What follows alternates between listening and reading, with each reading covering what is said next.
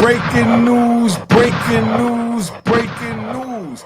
Yo, P. Diddy just got 3 of his charges thrown out. All he's left with is just the RICO. The attempt kidnapping, the arson, the sex trafficking, all that has been thrown out. They no longer have to deliberate on that, just giving you the breaking news. Diddy may be coming home as soon as today. Be on the lookout because they don't have the 2 predicate acts. I'm going to break this down. Sit back, listen. Don't go nowhere. All right?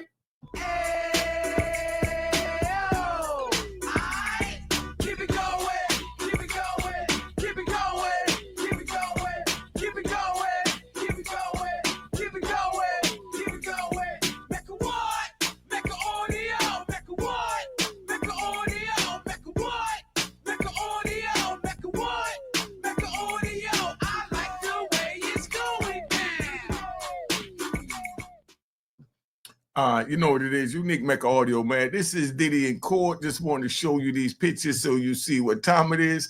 He went from $1 million mansions and $68 million yachts, you know, everything. You know, it is what it is. Let's get right to it. The breaking news. All right. News in the Sean Diddy Combs sex trafficking and racketeering trial.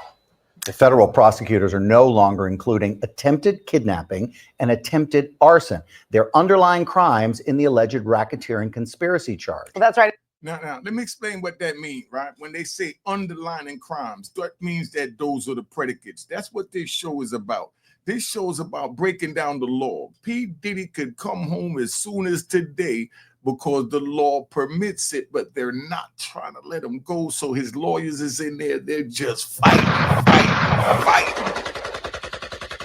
I mean, there's gunfire everywhere, verbally, you know. Now, they in there, they fighting for P. Diddy. They need 2 predicate acts in order to substantiate a RICO. A RICO can't stand without the 2 predicate acts, right?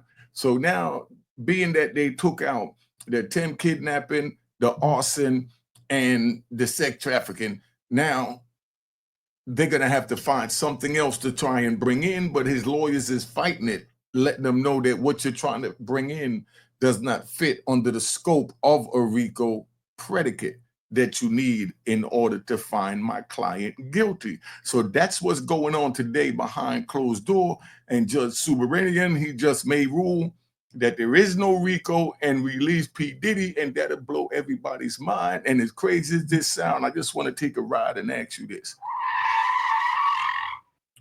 Where's the kids? What if they say he did? Where's the kids, the minors, the freak-offs, you know what I mean? The big celebrities. Where is the whole hoopla, you know? Where's the arson that they just threw out? You know, where's that attempt kidnapping? Now, let me take Ron. I'm going to let this play, then we're going to get into, you know, me breaking down what it is so you can understand from a street point of view, because that's why you came here. Let's go. All right. Now, I'm tired of this. This is the way we moving, right? We be all over the place, and we just let them know straight up. Right, and this development comes with closing arguments set to begin later this week. ABC's Aaron Katersky joins us live outside the federal courthouse in Lower Manhattan. Aaron, can you put this development into context for us? Is this in any way a blow to the prosecution? Yeah. Well, it could be, Tanya, but not necessarily. See, now this is where they're going to give you the bull crap because they want to keep you on the edge and believe that they're going to bring P. Diddy down, but they just did everything in their power. They brought all this stuff that they had. Yo, it was all in social media that he was the biggest monster since whoever. And then now here it comes that he was never charged with none of that. Then what he was charged with, now they're dismissing attempt kidnapping, right? They say that attempt kidnapping. I'm going to tell you about that when we get to her. Hold up. Up until now, federal prosecutors said that attempted arson of Kid Cudi's Porsche was one of the underlying crimes underpinning the racketeering conspiracy. We'll back up for a second. In order to find Sean Combs guilty of racketeering conspiracy, the jury must find that he conspired to commit some other offenses. And until today, prosecutors said one of those was attempted arson. They showed the jury pictures of Kid Cudi's torched out Porsche. And he even testified saying that he saw the Molotov cocktail that was responsible, the charred interior, his blackened sports car, and the implication was that Sean Combs was behind it, but there was never direct evidence tying Combs to the arson. So prosecutors signaled in a letter to the judge that they would no longer proceed under the theory that Combs conspired to commit attempted arson. One of the other underlying crimes, the so-called predicate acts, involved attempted kidnapping of Capricorn Clark, a former assistant to Sean Combs. Prosecutors are no longer going to proceed under that theory either. Instead, they're emphasizing other crimes that they... All right, stop there, right? Let's get back to Capricorn, right? Clark, right? This is what they're saying about her, right? This was what they alleged was kidnapping in the indictment. I mean, this is just so funny just to show you how this goes. So what we like to do, we like to ride.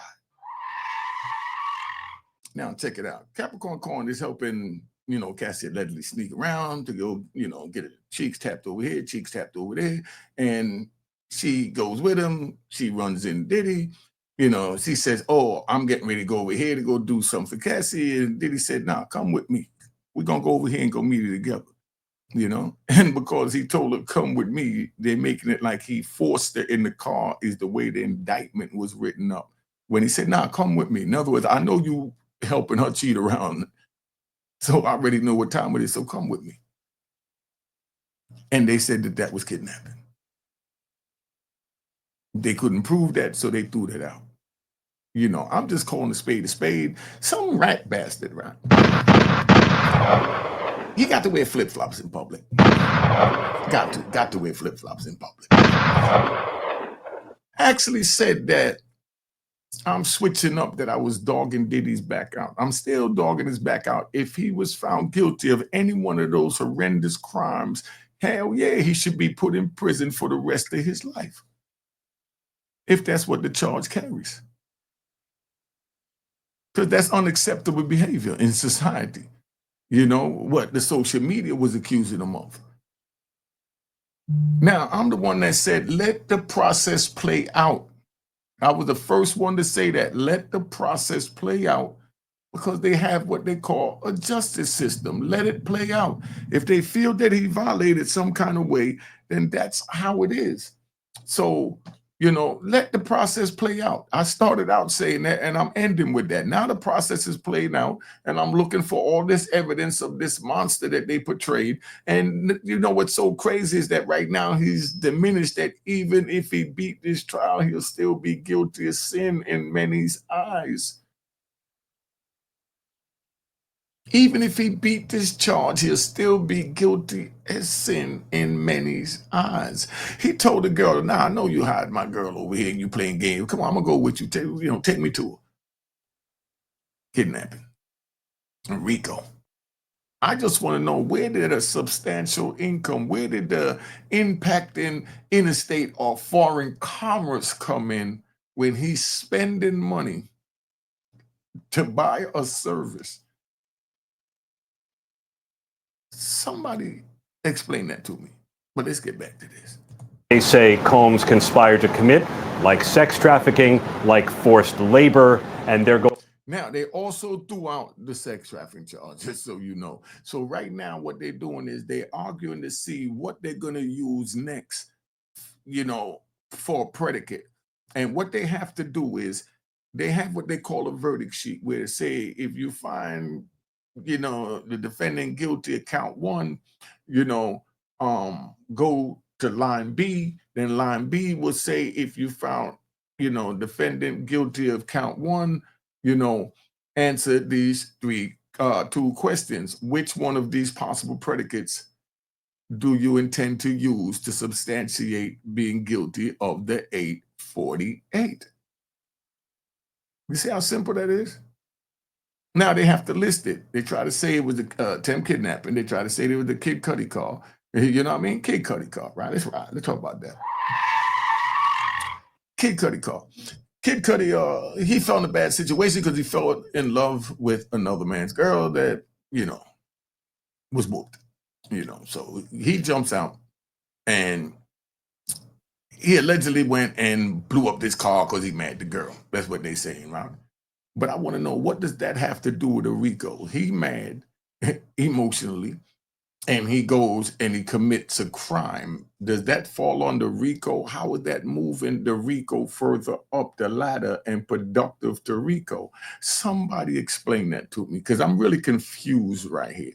You know, my number up there if you want to call and explain this to me, because I'm really confused. So now they say that he blew up Kid Cudi car, right?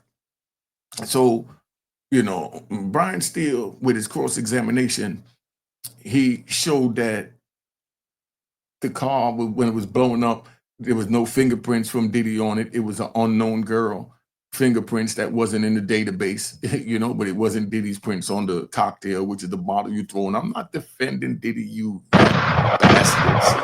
I'm just telling you how the case went. There was no fingerprints, no forensic evidence, nothing, just from an unknown female that was never in the database. So now there's supposed to be a camera pointing towards the car at all times, right? It normally is. But at this time, Brian Steele showed that they moved the camera away from the car to a whole different location. They even said that when the cocktail went off, that somebody took the dog. She bought a dog for like 25 grand. See, the coochie was so good, she had somebody spend 25 grand on a canine. She got this little expensive dog and equipment. You know, the dog winds up in the bathroom with a towel wet, rolled up under the door to make sure no smoke get under it, while this car is allegedly being blown up. So Diddy must have cared about the dog, allegedly, if he did this. And so that's why they knew it was a bunch of bullcrap. Because like Diddy's not going to worry about putting the dog in the closet and folding up a towel like in the bathroom. It just don't work. You know, this whole thing just sounds crazy. But this is what he's being tried for. And you see what's happening, because Fat Joe's next. You know, not wishing nothing bad on him. But once they put that RICO lawsuit or that RICO disguised as a lawsuit out, it's a wrap. You know what I mean? They will be coming, you know. But, and, you know, however they feel they blew it in the Diddy case, they're going to get it right in the next case. Believe that. You know what I mean? It's called trial and error. They let one go, they catch the next 10. You know, so Diddy got away. So, you know, he don't even realize how lucky he is right now, you know, if the judge ruled in his favor and tell him that he goes, you know, but the judge could rule any minute because they don't have these two substantive predicate counts. And that's what they arguing about right now, because they already took out the attempt kidnapping, they took out the arson, and they took out the sex trafficking. Those were the three charges that they listed in indictment. So right there, the indictment fails. It crumbles. That's why I say Diddy comes home any minute. Unless it's a straight railroad, then they push it forward and say, take that up with the appeals court. And 9 times out of 10, that's what they do. You know, we're like, oh, we don't spend 2 months. Because you spend 8 weeks going through all this at any point in the time. Now, they laid their case out, and Diddy's side is saying that there's no evidence to substantiate this RICO. Yes, there's evidence that he whooped Cassie's ass. We've seen that all on the tape. There's even evidence that he kicked her. You know, there's evidence that, you know, all the girls got high, he got high, they all got high, they all freaked off. There's evidence and all of that. But what does that have to do with RICO? So you're going to go into my client's bedroom and try and put him in a jail cell, a federal jail cell, for what he does in his bedroom with consenting adults? This is a powerful time right now. Powerful time right now. If y'all don't understand that or don't understand the words coming out of my mouth, I don't know what to tell you. This is serious. This is how you bring a man down from grace. They found in a cocktail, even though there was no, you know, fingerprints or forensic evidence with Diddy, they found a pink cloth in the top of the cocktail. So Diddy made a cocktail with a pink cloth. I guess did anybody hear anything about He Cypher Monkey Cypher Tom? You know, with Diddy doing the trial? Wasn't they saying that he was a He Cypher Monkey Cypher at the same time while the whole thing was going on? Somebody put in the comments, let me know. I'm really confused right here. You know, where did He Cypher Monkey charge?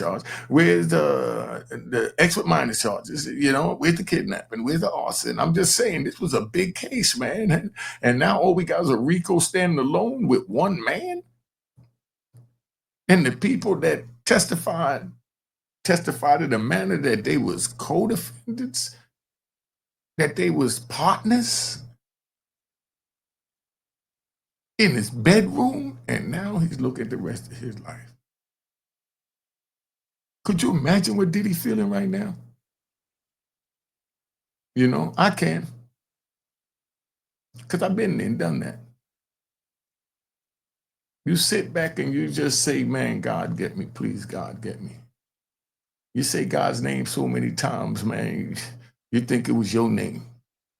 And you just sit calm and you just, you know, talk to the ancestors and say, help me, please. I need you right now, man. They bigger than me right now, dog. I need you right now. That's what Diddy's saying right now to his ancestors. That's what he's saying to Melvin Combs right now. I need you right now, Pop. And his father been deceased for many decades. But right now, he's saying, I need you, Pops. And this is where we're gonna see if Melvin Combs' spirit is that strong to pull his boy out the belly of the beast. We're gonna see how strong their spirit is, because it's a trying times for the Combs family. Y'all gotta understand that.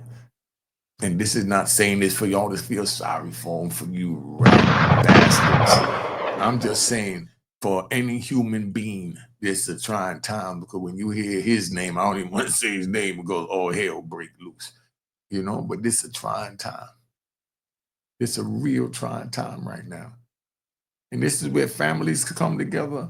This is where communities come together, you know, even if it's coming together to tear them down. But this is where they come together. So they either come together, tear him down, or whatever. Now, what are y'all going to do if they release this man and throw out the RICO, or the jury find him not guilty of the RICO? But I don't know how they're going to go back and deliberate on a RICO without the 2 predicate acts. You can't go back and deliberate on a RICO without 2 predicate acts. And you got the list of predicate acts on the verdict sheet, so that at any time in the future, if he's found guilty, that he'll be able to go back and challenge the sufficiency of the evidence on the predicates that he insisted they put on the verdict sheet, per United States versus Richardson 143 LED F3D. Could you get me that book off the shelf, homie? That's what I've been doing in the law library for 26 years, where I memorize cases like that. Let me get my case, 93 F3D, page 126, and give me a copy up to page 129. That's where the drugs come in at. That was my life. When y'all chill with your kids and went to graduations and Wutzmans and parties and all of that, I was in the law library. Yo, let me get that Alpha Smart. I got to type this motion up. That was my life. I wouldn't wish that on anybody. Every day you put in a motion and you feel like it's going to win, but in your heart, you know you're not going to win. But your hope keep it alive that there's a chance that you could win. So we got a saying in the prison, keep hope alive. Did it keep hope alive, family? Keep hope alive. And this is where God see if you forsake him, if you cuss him right now in this time. So this is the time to sit back and reflect on all your wrongdoings and start apologizing and trying to clean it up. That means everybody they said that you screwed around or whatever you did, you know what I mean, with their contracts in the music business, you need to get that right, man. And that's what you tell God. Maybe then the people may feel it in their heart to forgive you.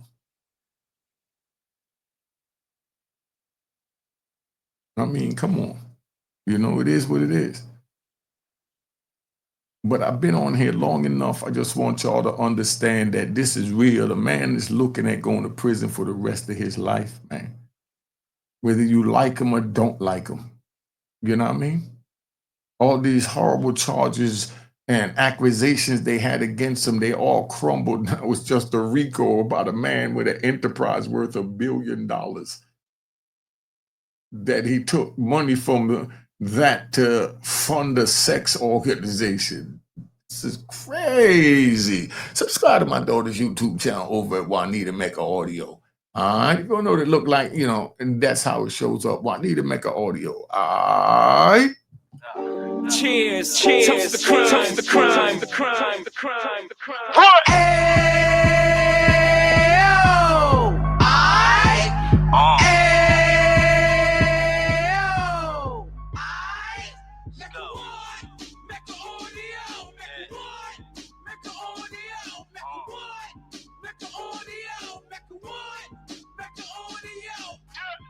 Fresh out the can of 26, he back on the strip, getting back in the mix. What he mentions a gift. You stand up 10 toes down, and I suggest you pay attention to this. Take a little gully posse and put it in Harlem. He cut from the bottom, came up from the bottom. Drop the book, you should go and get it. An Instagram page and a YouTube you could go and visit. Then you could consider yourself LinkedIn. Sit front row and get Jews from a kingpin. How he went through it, so you ain't gotta go do it. To not pay attention would be stupid. Talking about a man that probably put your grandfather on. Probably the reason that him and your grams got along. A man that generated millions on the block, did his time, never squilling to the cops, make an audio.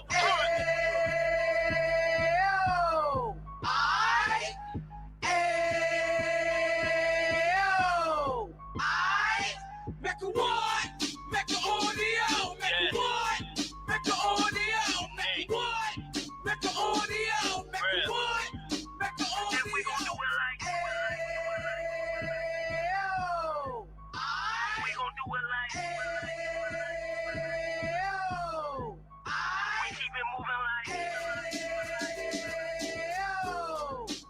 we gotta do it like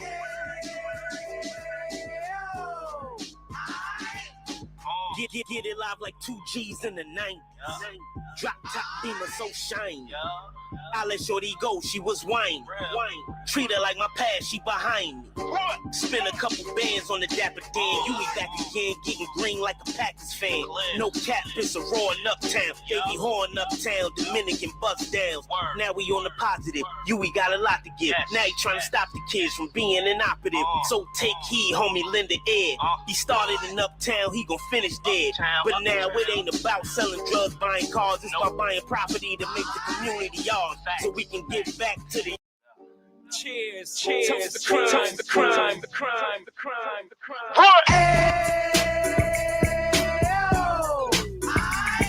Keep it going, keep it going, keep it going, keep it going, keep it going, keep it going, keep it going, keep it going. Make a what? Make a audio, make a what? Make a audio, make a what? Make a audio, make a what? Make a audio. I like the way it's going down. Cheers, cheers, toast the crime, the crime, the crime, the crime, the crime.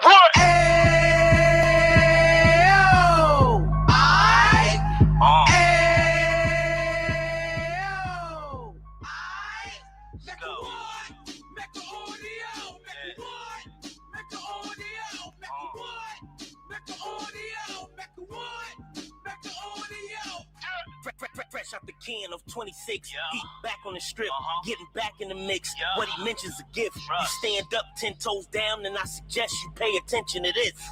Take a little gully posse and put it in Harlem. He cut from the bottom, came up from the bottom. Drop the book, you should go and get it. The Instagram page and the YouTube you could go and visit.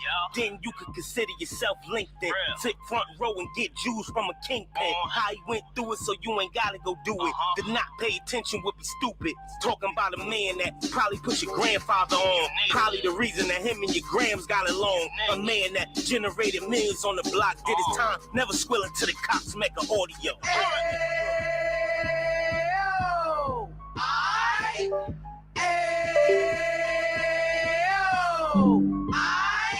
Make a what?